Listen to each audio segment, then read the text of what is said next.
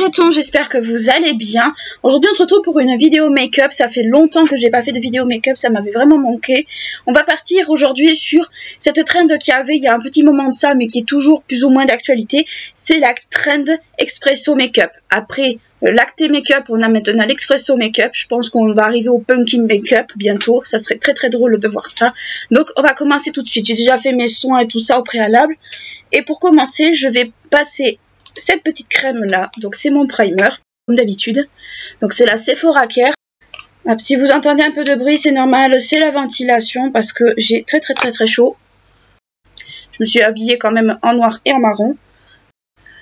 Alors l'Expresso, moi de base, je suis pas une grande fan parce que bien souvent, je trouve que c'est trop fort, surtout quand il n'y a pas de sucre dedans. Moi, je suis vraiment adepte du café sucré, j'ai horreur du café non sucré. Ça me fait extrêmement mal à l'estomac, je le supporte pas. Donc, après, le café, c'est comme le thé, il y en a qui l'aiment sucré, d'autres pas du tout. Ça, c'est vraiment à la convenance de chacun à ce niveau-là. Ensuite, je vais prendre ma petite base pour les yeux de chez R.E.M. Beauty, qui est comme ceci. Je vous la montre rapidement. Bon, moi, elle a eu un petit coup sur la tête, mais le produit est intact, hein. C'est juste que ça a un peu déplacé tout. J'aime beaucoup cette base. C'est une base pour les yeux, c'est une base lissante par rapport au concealer, notamment. J'ai vu qu'elle avait sorti un fond de teint. Je tente bien, à vrai dire, mais j'attends vraiment de terminer mes fonds de teint actuels, au moins un ou deux, avant de l'acheter.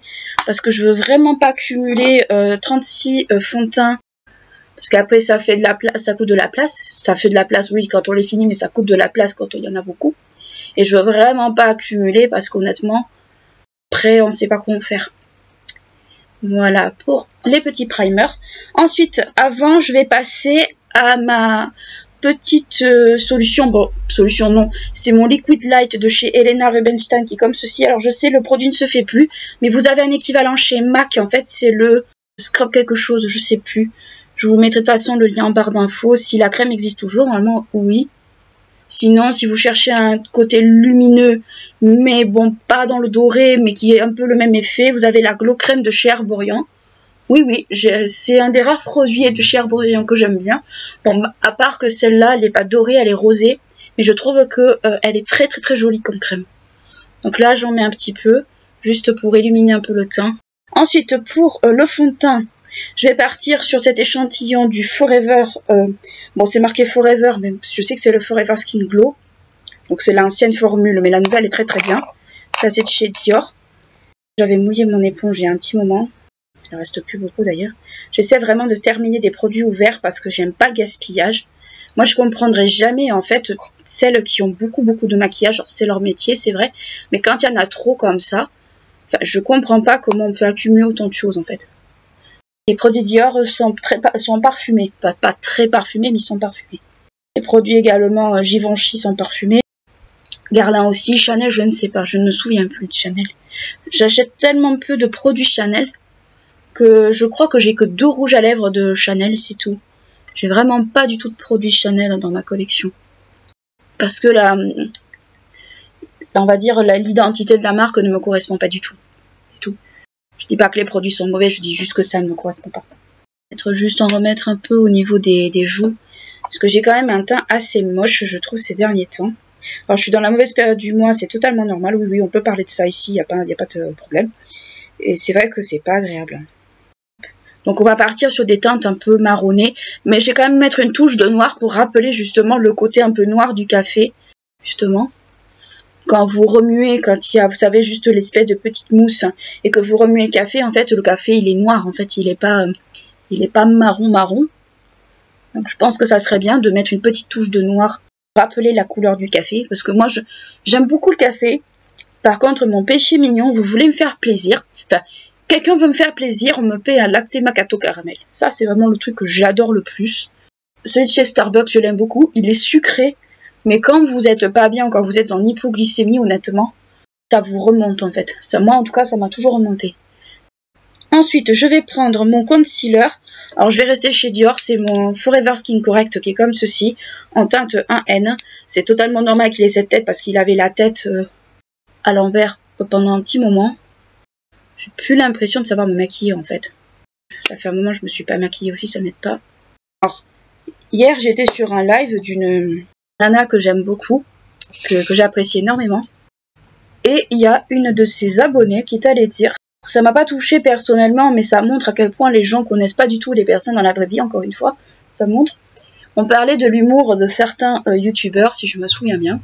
Personnes qui font, vous savez, des réactions sur l'actualité, un peu, tout, etc., etc. Et il y a une personne qui a dit qu'en gros, j'avais de la méchanceté en moi. Que la nana, en fait, elle adhérait pas du tout, mais que chacun ses goûts. Alors, je ne suis pas quelqu'un de méchant. Faut savoir que je suis pas du tout quelqu'un de méchant, de base. Je suis quelqu'un, au contraire, qui est trop bon, trop con. Ça, c'est pas faute comme on l'a déjà dit. Surtout, un humour très particulier. Un humour assez, pas un humour noir, mais un humour assez cynique.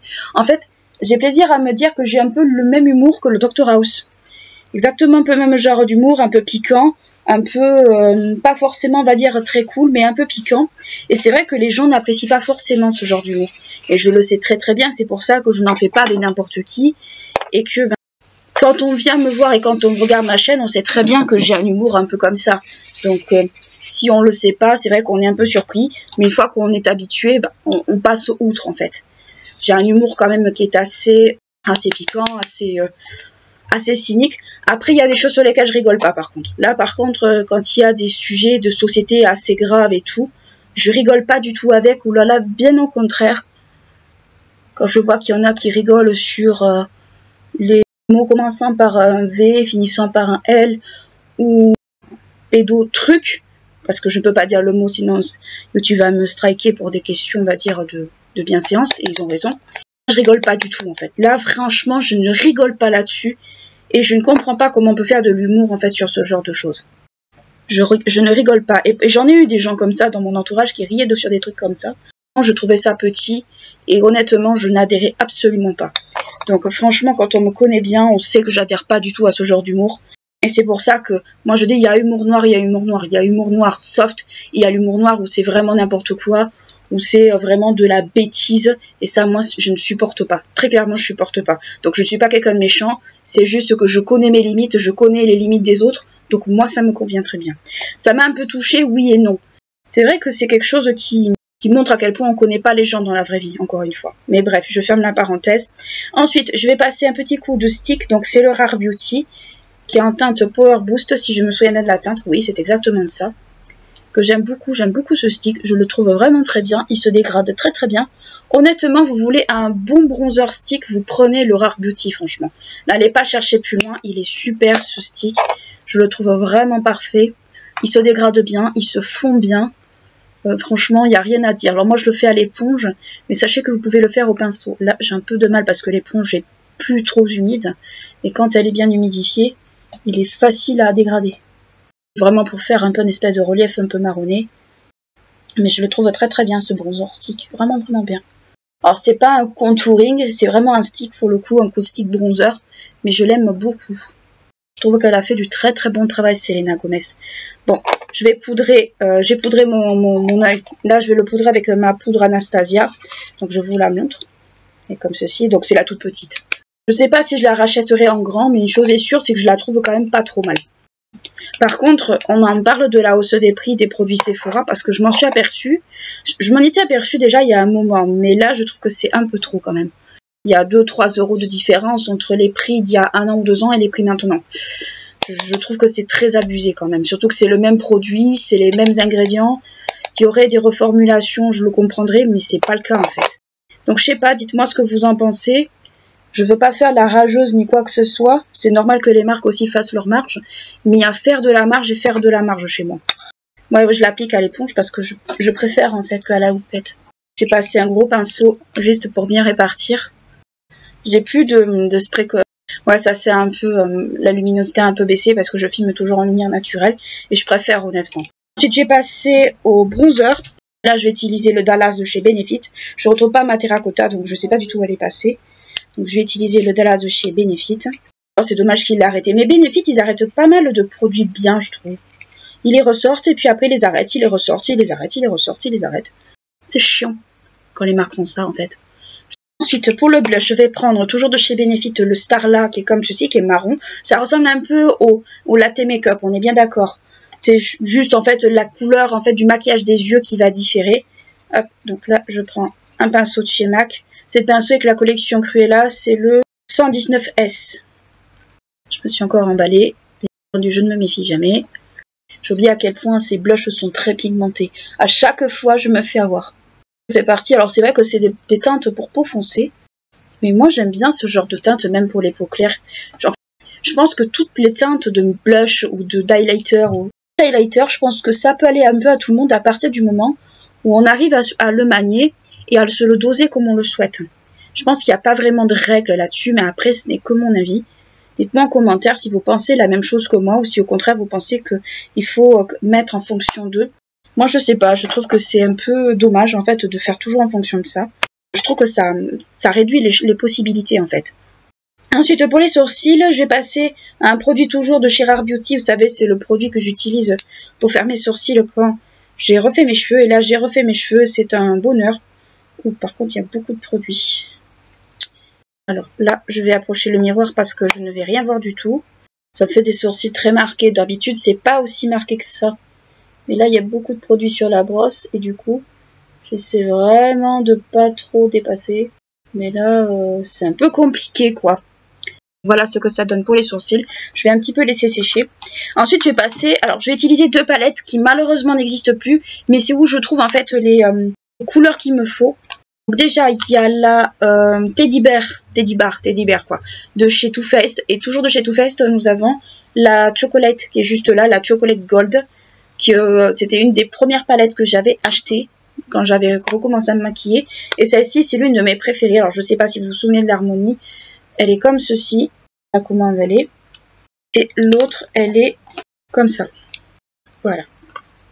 Je vais commencer par la Teddy Bear dans un premier temps. Pour commencer, je vais poudrer mon arcade sourcilière avec le fard qui est juste ici, qui est le fard Bare It All, qui est juste là. Je vais mettre ça sous mon arcade sourcilière. Bon, c'est un beige qui est quand même un peu foncé. Pas grave, c'est juste pour pouvoir dégrader les fards par la suite. Par contre, il y a un fard dans cette palette. J'avais oublié à quel point il était super joli. Ce fard-là, là, le rouge, il est trop beau. Il est trop beau celui-là. Je l'avais complètement zappé. Mais j'ai pas mal de palettes où il y a du rouge et où j'oublie en fait leur présence. Ce qui est très dommage, ce qui est très bête aussi. Ensuite, je vais commencer par une teinte un peu foncée dans les marrons. Je vais prendre le marron qui est juste ici, qui est juste en dessous de la teinte d'à côté, qui dit Bear, donc maman ours, ouais. Avec un pinceau comme ceci, donc j'ai plus beaucoup de pinceaux propres. Il faut vraiment que je me décide à nettoyer mes pinceaux, au secours. Et je vais commencer, alors j'enlève un peu parce que je ne sais plus la pigmentation de cette palette. Et je ne voudrais pas faire de bêtises plus grosses que moi. Je commence tout doucement. Je reprends mon petit fard. Et je le continue. C'est pas grave si c'est un peu grossier. On s'en fiche. Peut-être dû mettre une base un peu collante. Style la Make Up Forever ou quelque chose comme ça. Voilà ce que ça donne à peu près. Donc là, je n'ai fait qu'à poser la couleur. Et là, je vais commencer un peu à la dégrader. Hop, je vais quand même finir mon truc là. Mon halo. Je vais commencer un peu à la dégrader. Juste pour pas que ça soit trop fort non plus. C'est une teinte qui est sympa, mais le problème c'est que ça tourne beaucoup autour des couleurs nude. Et c'est vrai que moi, les couleurs nude, en fait, c'est pas trop mon délire. Mais c'est vrai qu'en palette de nude, j'avais complètement oublié que j'avais celle-ci, en fait. Je l'avais achetée parce que j'aimais beaucoup l'univers. Un peu comme la palette Too Faced, mais j'aimais beaucoup l'univers aussi. Là, il y a la palette style Cosmic Soon, je crois qu'elle s'appelle. Qui franchement, elle paye pas de mine, mais je trouve quand même que l'univers est joli. En fait, c'est plus les univers maintenant chez Too Faced qui m'attirent que les collections en elles-mêmes. C'est vraiment plus les univers, en fait. Voilà ce que ça donne. Je vais prendre un peu de noir de la Chocolate Bar. Je vais garder celui-là, c'est pas grave. S'il en reste un peu, ça permettra peut-être aussi de fondre beaucoup mieux. Donc je vais prendre le Decadence de la Chocolate Bar qui est juste ici. Je vais pas en prendre beaucoup parce qu'il est très fort ce noir. Honnêtement, c'est un des rares noirs que je trouve qui est super fort. C'est juste pour mettre un peu d'intensité au make-up. Juste pour lui donner un peu d'intensité, rien de plus, rien de moins. Parce que sinon, automatiquement, ça va se voir, ça sera pas très beau. C'est juste en fait pour faire un rappel du noir du café en fait. Et je pousse très loin la truc, mais je trouve que c'est plus joli quand ça se rapproche de l'idée. Quand ça se rapproche pas du tout en fait. Normalement, il faut des pinceaux plus petits que ça, mais comme je vous dis, J'ai plus rien, faut que j'aille laver mes pinceaux, c'est la honte. C'est juste pour donner un peu d'intensité, le noir, mais c'est tout. Vraiment pas pour autre chose. Encore, je trouve que même avec mélanger un peu avec le marron, ça le rend beaucoup moins fort en fait. Je sais pas ce que vous en pensez, mais je trouve que ça le rend beaucoup moins fort. Là, pour la chocolate bar, je vais plus la toucher, je vais plus rien toucher du tout, je vais juste continuer un peu à fondre le noir avec tout le reste. Voilà. Ensuite, je vais reprendre la Teddy Bear qui est juste là, qui est mignonne comme tout en vrai. Et je vais prendre une teinte marronnée pour le centre. Je vais prendre la teinte... qui est juste ici, là. Avec les noms. Alors, les noms, c'est Pot of Honey. Pot of Honey, qui est juste là, qui est en espèce, oui, couleur un peu miel.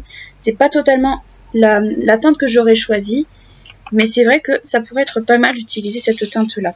Donc, je vais reprendre juste mon pinceau que j'ai utilisé pour le beige, mais je vais juste le tourner, en fait. Et je vais prendre cette teinte-là. Alors, je sais plus si celle-là se prélève au pinceau ou au doigt. Je me souviens plus du tout, pour être honnête. Peut-être au doigt, elle sera plus parlante. C'est dommage que j'ai pas de spray fixateur, parce que je pense que au spray, elle serait beaucoup mieux. Essayez au doigt. Je trouve que l'intensité n'y est pas. Et c'est très dommage, parce qu'elle est très très belle. Là, ça va un peu mieux quand même. Bon, ça déborde un peu sur le noir, mais c'est pas grave en soi. C'est pas ultra grave parce que on peut repasser un peu de noir juste. On reprend juste un peu dans la palette et c'est bon. Mais juste, voilà, juste pour éliminer illuminer.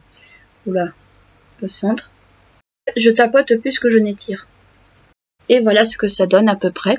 Si on veut faire un petit coin lumineux, je vais prendre la teinte qui est juste là. Là, c'est la Real, donc vraie fourrure, quoi. Si on traduit. Elle est très très jolie cette teinte, par contre. Elle est très... Voilà, pour la palette. Ensuite, pour le liner, je vais partir encore une fois sur un bénéfice. C'est le vert extrême. Le rose, là, enfin, le vermillon. Je vais faire juste un tout petit trait. Je vais pas en faire beaucoup. Voilà, j'essaie de faire un trait très très fin. Mais avec moi, c'est jamais facile. Donc j'ai rééquilibré un peu les deux, comme ça c'est fait. Donc ça c'est bon. Pour le liner, on est ok. Pour le crayon dans les yeux, j'ai choisi un Dior. C'est un comme ceci, c'est un marron. C'est le Toc Toc Toc crayon eyeliner. Donc le packaging est différent aujourd'hui. Ça c'est un ancien modèle, mais c'est exactement le même produit. C'est juste le packaging qui change. Des fois ils refont un peu les packaging pour rafraîchir un petit peu, mais c'est exactement les mêmes produits. C'est juste le packaging qui a changé. Donc encore une fois, on rappelle un peu le côté marron un peu du café. Je disais, je suis descendue réceptionner un colis. Donc pour le crayon marron, donc j'étais en train de l'appliquer quand le livreur est arrivé. Et voilà, pour le crayon marron. Ensuite, pour le mascara, je vais partir sur le Rare Beauty. Ça change un peu du Estée Lauder, même si vous savez que je n'aime pas tant que ça, celui-là. C'est pas grave, j'ai décidé un petit peu de changer. Peut-être aussi pour le retester aussi, derrière. Si je me mets à 10 km de mon miroir, je vais certainement pas voir. Je sais que beaucoup l'aiment, mais moi j'y arrive pas en fait à ce mascara. Je le trouve pas exceptionnel en fait. Ça me fait mal de dire ça d'un produit Rare Beauty, mais je le trouve pas exceptionnel en vrai. Soyez en passant, s'il y a des Toulousains qui me regardent, si vous avez l'occasion d'aller chez Coco Rossa, je vous mettrai le lien de leurs réseaux sociaux en barre d'infos. Franchement, leurs donuts et leurs beignets sont vraiment délicieux. C'est vraiment une tuerie. C'est vraiment c'est vraiment délicieux, franchement. Des donuts avec tout un tas de parfums, super beaux visuellement, gustativement, ils sont super bons. Honnêtement, si vous avez des enfants ou si vous voulez vous faire un goûter en amoureux ou entre copines, franchement, ça vaut vraiment le détour au moins de se faire un goûter chez eux. Donc voilà ce que ça donne.